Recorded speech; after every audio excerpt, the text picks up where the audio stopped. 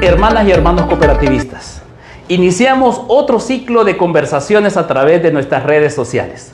Todo el año 2020 ha sido un verdadero reto para poder llevar la educación hacia ustedes. Así que también para ustedes me imagino que ha sido difícil poder tener que buscar un buen teléfono, una buena computadora para seguirse formando en todos aquellos temas que tienen que ver con la educación cooperativa. Hoy vamos a hablar de un tema que es realmente importante porque estamos cerrando el año.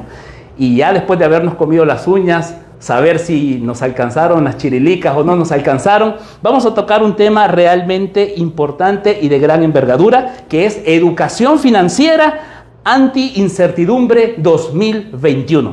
Y ya se dieron cuenta que me acompaña una persona que hemos invitado, al maestro José Vicente Pérez.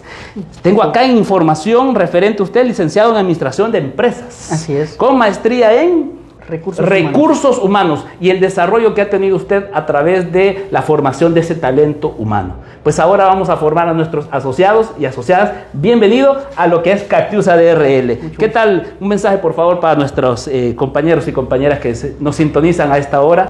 Bueno, un saludo muy cordial a todos los que están viendo este conversatorio, donde vamos a aprender muchas cosas interesantes, donde vamos a aprender, donde vamos a platicar muchas cosas sobre el tema de finanzas y todo este tiempo de incertidumbre que hemos vivido, ¿verdad? De que no hay ingresos o que de repente tuvimos que cerrar el negocio un par de meses, un par de días. Entonces vamos a aprender mucho del aprendizaje que tuvimos durante ese tiempo y lo que viene para el 2021. Nos gusta el pisto, pero no nos gustan los números.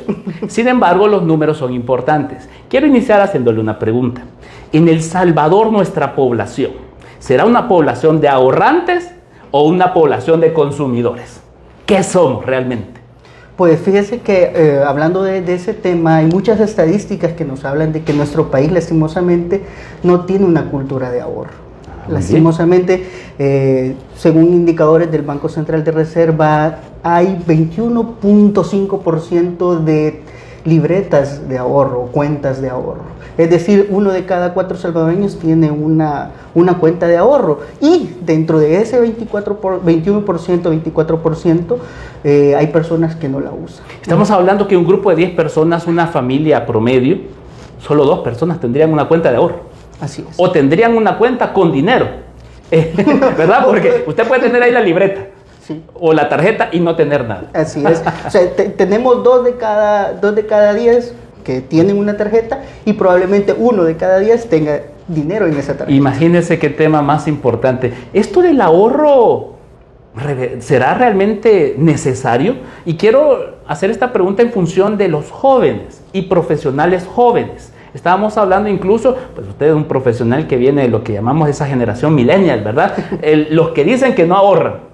¿Será realmente importante ahorrar? Pues es de hecho básico, ya vamos a ver algunos temas, es un pilar básico de la educación financiera, la parte del ahorro. Si no ahorramos, nuestro futuro muchas veces se va a ver negro en ese sentido, ¿verdad? ¿Por qué? Porque el ahorro nos va a servir en cualquier momento. En este caso, en la incertidumbre de la pandemia y de otras situaciones difíciles en la economía, el ahorro es la base angular, voy a decirlo así, de tener un futuro con mayor proyección. Cuando se habla de la educación financiera, surge una preguntita ahí escondida. ¿Existirán personas a las que podemos catalogar como analfabetas o seremos analfabetas financieros? Y si es así, ¿qué implicará este tema de la educación financiera? ¿Tengo que ir a una escuela? ¿Tengo que llevar mis libros, mis cuadernos? ¿O qué es esto de la educación financiera? Muy interesante pregunta. Cuando hablamos de analfabetismo, normalmente hablamos de personas que no saben leer y escribir. Luego salió un nuevo... Y que no a muchos les gusta que les digan ese título, ¿verdad? Sí. No, yo no soy analfabeta, le va a decir. Exacto, también es así es. Hay analfabetas también digitales, ahora en este tiempo que no pueden usar una computadora, pero también está esta nueva catalogación, lo voy a decir así, de analfabetismo financiero, y somos, porque me voy a incluir, porque mucho tiempo pasé en esa etapa donde desconocía del tema. Vamos a hacer una asociación de analfabetas financieras. Pero que con ganas de convertirnos en alfabetos, o sea, en conocedores del tema, ¿verdad?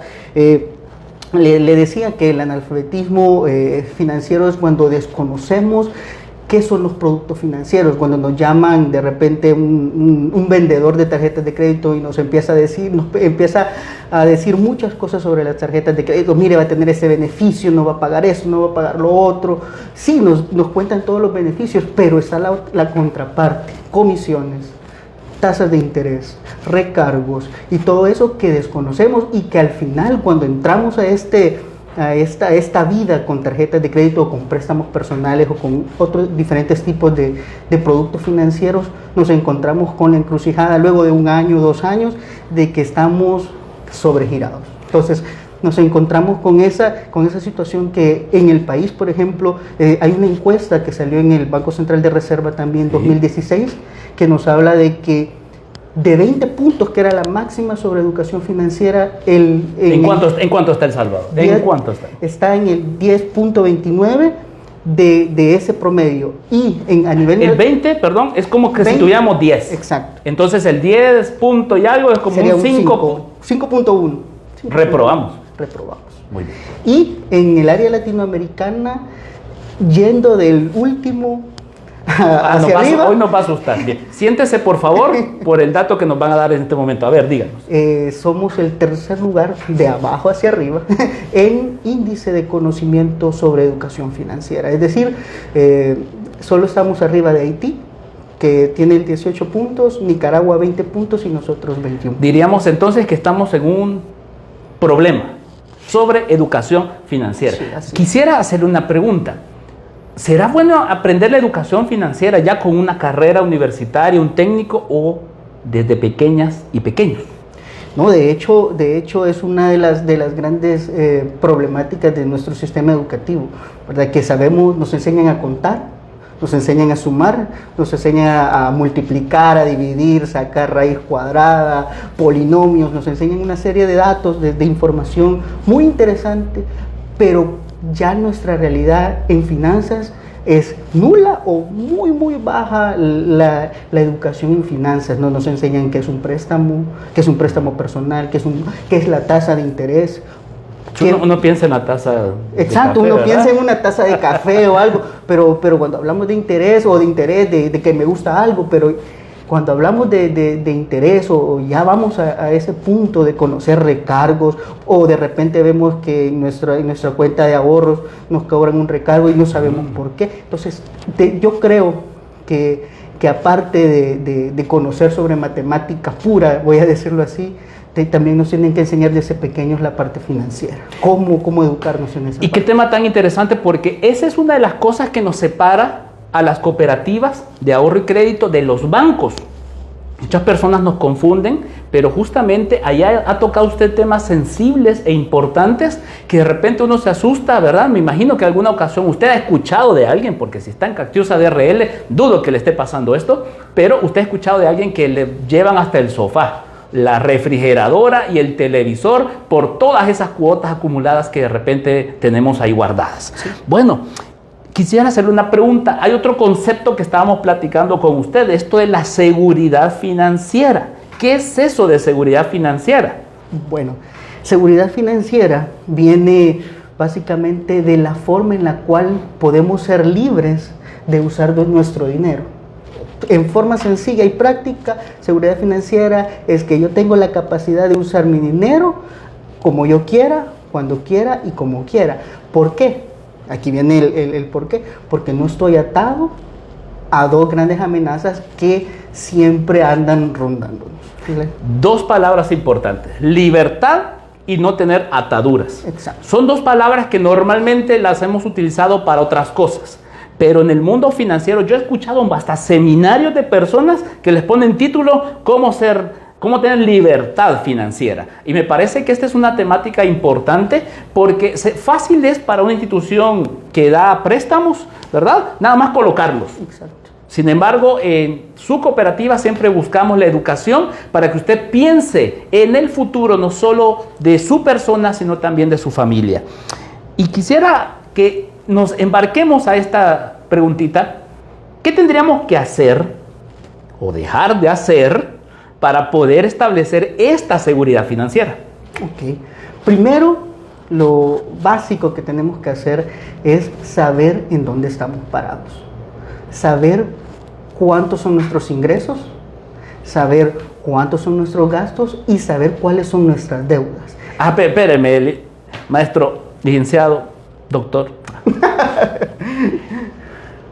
Eso implica llevar un orden. Mire, yo no sé si a usted le gusta llevar un orden, porque eso implica anotarlo, tener un registro. Vaya, difícil, más no imposible. Sí, así es. ¿Qué más necesitamos, además de ese control? Pues básicamente estas tres áreas, y voy a introducir cada una de ellas porque es muy interesante. Muy bien. Primero, saber qué es con lo que contamos. Sé que muchos, por todo esto de la pandemia, tuvimos que minimizar nuestros ingresos porque suspendieron nuestros contratos, tuvimos que cerrar nuestro negocio, nuestro comedor, nuestra sala de ventas, nuestra librería, algunos sí lograron mantener sus tiendas abiertas porque era de situación básica, pero tenemos que ver ahí cómo estamos de ingresos, bien, cuáles son nuestros ingresos. En este caso, si son familiares y se pueden sumar, ¿verdad? Porque sí, en algunas familias no acostumbran a sumarlos, ¿verdad? Pero si se suman los ingresos, pues podemos hacerlo. Revisar cuáles son nuestros ingresos. La siguiente etapa es revisar nuestros gastos. Y aquí es donde da miedo. Aquí da miedo. Sí, porque tenemos muchos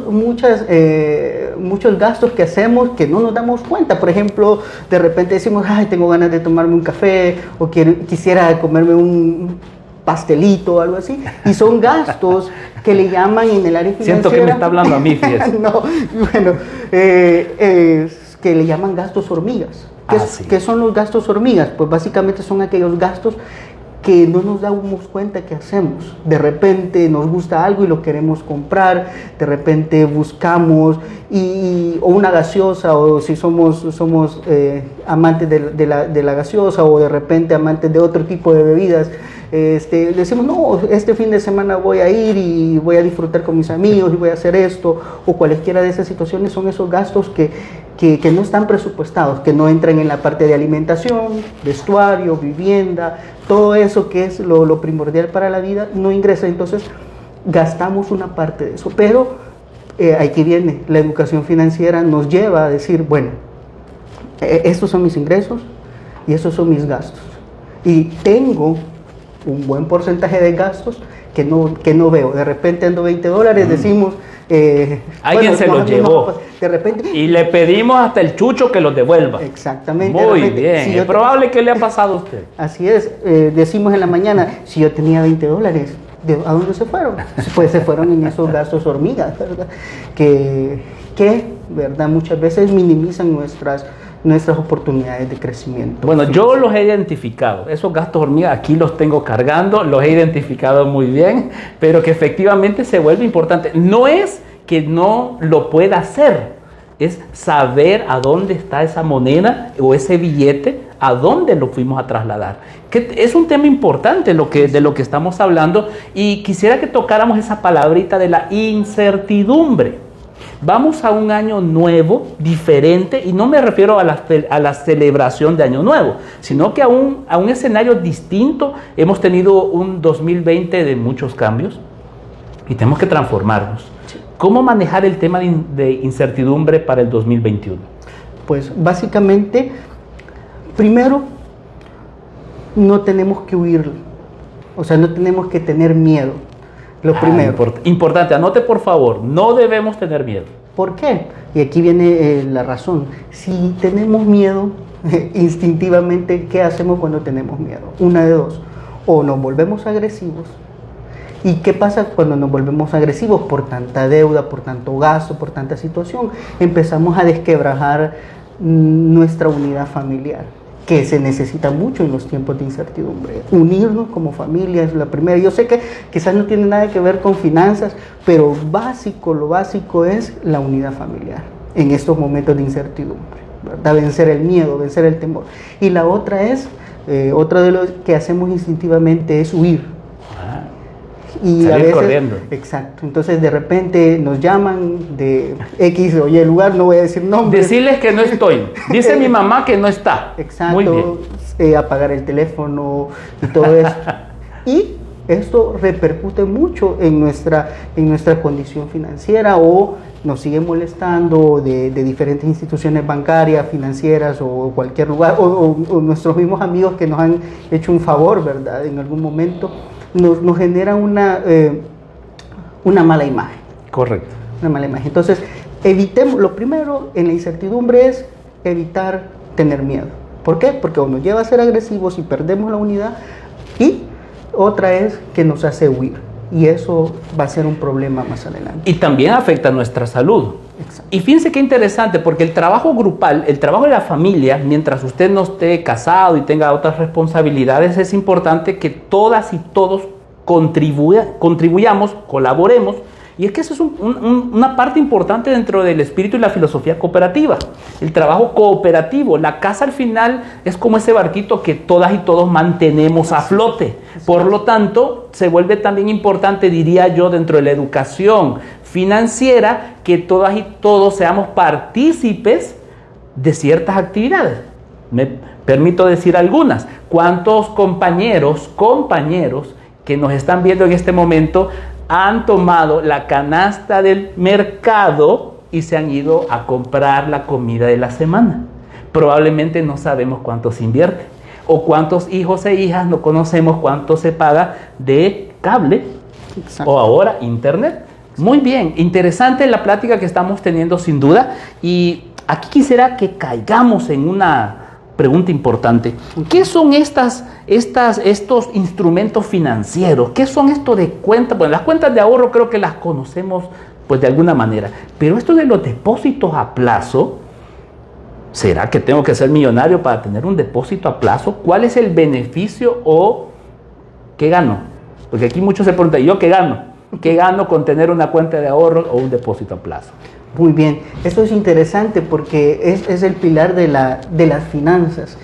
El dinero tiene un precio, tiene un valor, aunque nosotros digamos, no, si es un trozo de papel o tiene un valor intrínseco, le llaman, o es decir, que ya lo tiene definido internamente. ¿Se imagina usted no tener los centavos para el bus, verdad? Un centavo no lo dejan ni que se suba. No lo dejan subir. Entonces, dése cuenta el poder que tiene un centavo. Exacto, entonces ese valor que ya tiene produce más.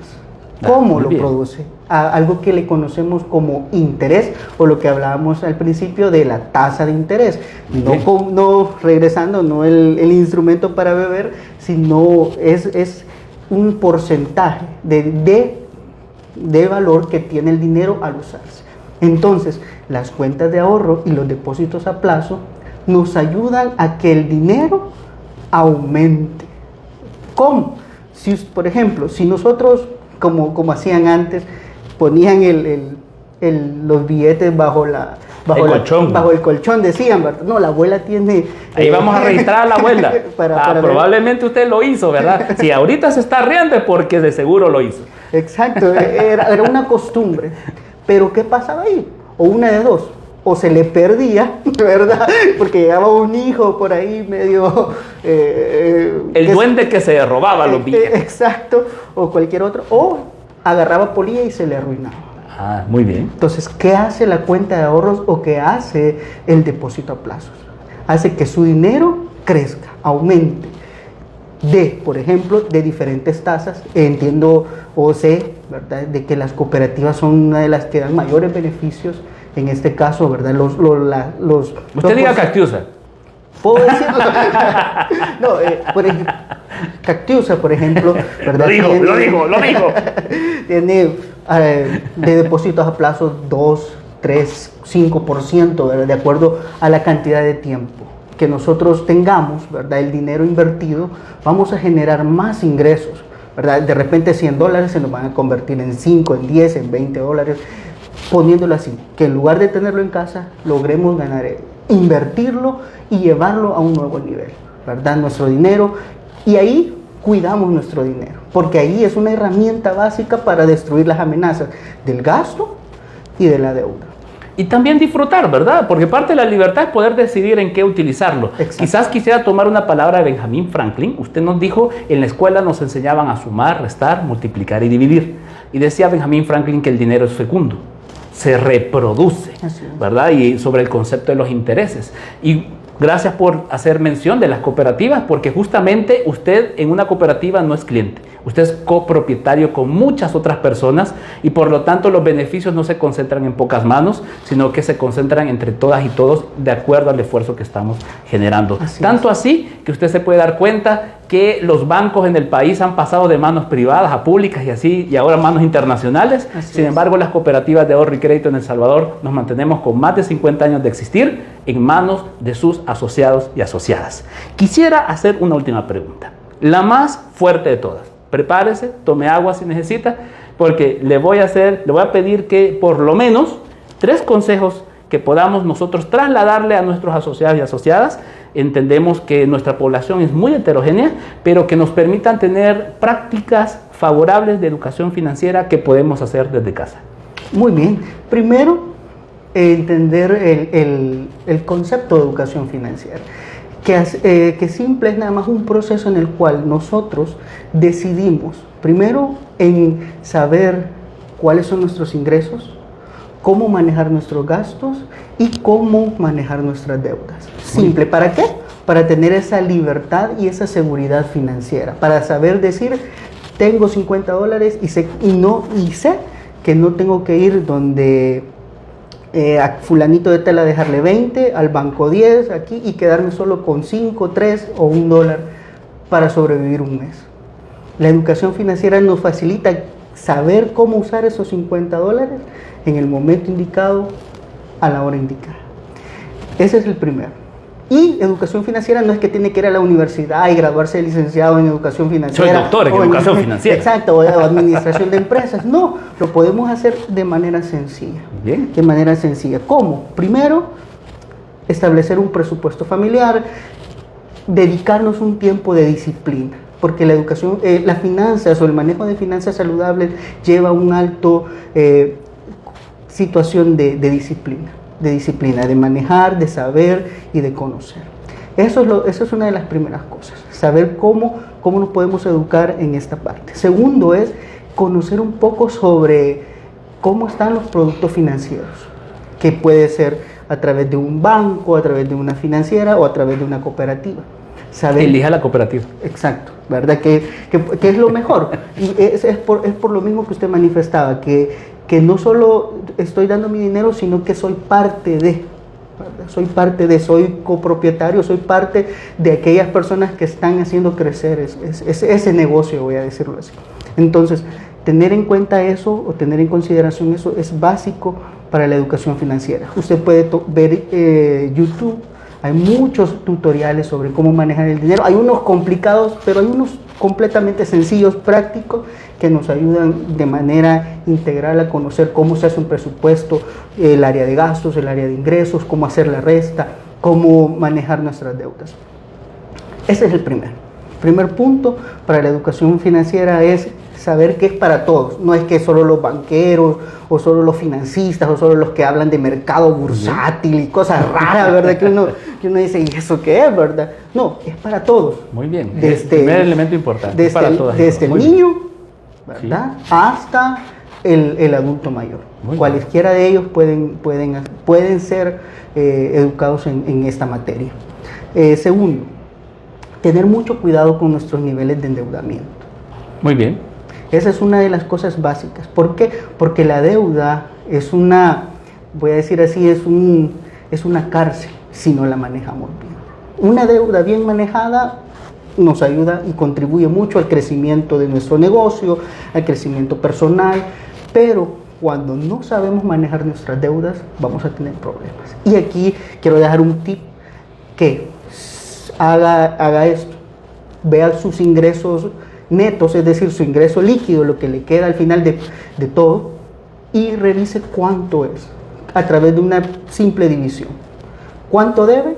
Digamos, si usted debe $20, ¿verdad? 10 a un lado y 10 en otro, súmalo y diga, bueno, me ingresan $100. Entonces, 20 entre 100 sería 20, 0.20 o 20%. Es decir, que usted tiene una deuda manejable de un 20%. Sí. Empiece a asustarse cuando llegue al 40%. Muy bien. Porque ahí ya se le está escapando de las manos.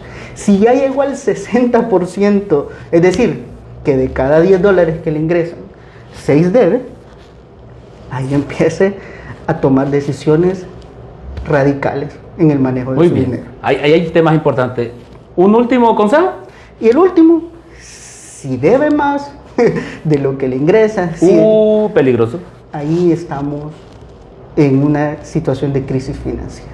Muy bien. Y ahí, antes de que lleguemos ahí, o si ya estamos ahí, buscar las ayudas para lograr mejorar nuestras finanzas, que eso quizás va a quedar para otro tema, para que los oyentes o las personas que nos están viendo puedan conocer. Bueno, maestro José Vicente Pérez, muchísimas gracias por acompañarnos. Yo creo que al final podemos decir el dinero no es un fin, es un medio para poder alcanzar esos grandes proyectos que tenemos como personas y familia. Al final, el dinero que usted tiene y que puede tener adicional, que lo podemos guardar, usted nos decía, en cuentas de ahorro o depósito a plazo, debe ser con un fin a futuro. Exacto. Pensando en que por lo menos nuestra segunda, tercera generación no tenga que pasar lo que nosotros podemos llegar a estar pasando en algún momento de nuestra vida, esas crisis que son naturales, que son normales, pero que hay que también aprender a gestionarlas. Con esto damos nuestro ya saludo de despedida. No sé si quiere darle algún mensaje a nuestros hermanos y hermanas cooperativistas para ya despedirse. Okay. O sus redes sociales también para que lo sigan. Gracias. Pues nada más felicitarlos a los que están trabajando con la cooperativa. Créanme que es una de las mejores decisiones que ha tomado en su vida. Ser cooperativista es una de las cosas que lo va a llevar a mejorar sus finanzas personales, porque como decíamos y hablábamos, la cooperativa no solo busca el dinero de las personas, sino que busca crecer juntos, porque todos van en el mismo camino, saben los problemas, saben las situaciones y van avanzando juntos. Entonces, quizás eso, felicitarlos a todos por ese trabajo, ese esfuerzo que hacen mes con mes, día con día, de ir haciendo sus aportaciones, más otros ahorros que llevan a la mano, porque los va a hacer crecer y los va a llevar a un mejor futuro financiero, ¿verdad? Recuerden, y usando a Benjamin Franklin, ¿verdad? Cada centavo guardado es un centavo que nos sirve para el mañana, ¿verdad? Centavo a centavo se convierten en dólares y esos dólares se convierten en nuevas inversiones. Así que felicitarlos a todos y a cuidar nuestras finanzas personales, educarnos, buscar información, cuidar nuestras deudas, minimizar nuestros gastos, no a ser tacaños, sino a minimizarlo de tal forma en que podamos vivir bien, tranquilos, sin la preocupación de que me estén llamando por mis deudas, ni que tengo gastos innecesarios. Así que eso podemos hacer y, ¿verdad?, en estos días de incertidumbre, luchar por exponer nuestros talentos, nuestros dones, y si somos cocineros, si somos buenos en alguna materia, sí, pues ocupar eso para tener nuevos ingresos y seguir invirtiéndolos para que se convierta en un mejor futuro. Parte de la resiliencia, ¿no? Muchísimas gracias por acompañarnos y darnos sus consejos y compartir con nuestros hermanos y hermanas cooperativistas. El Comité de Educación de Cactiusa DRL sigue siempre creando estas propuestas de valor para poder educarles a usted desde ahí, desde su casa, para que no se quede sin esta información que siempre es vital e importante. Y recuerde, ante todo, siempre pensemos en el futuro de nuestra familia y para ello estamos las cooperativas de ahorro y crédito para estarles apoyando en lo que necesiten. Muchas gracias por acompañarnos.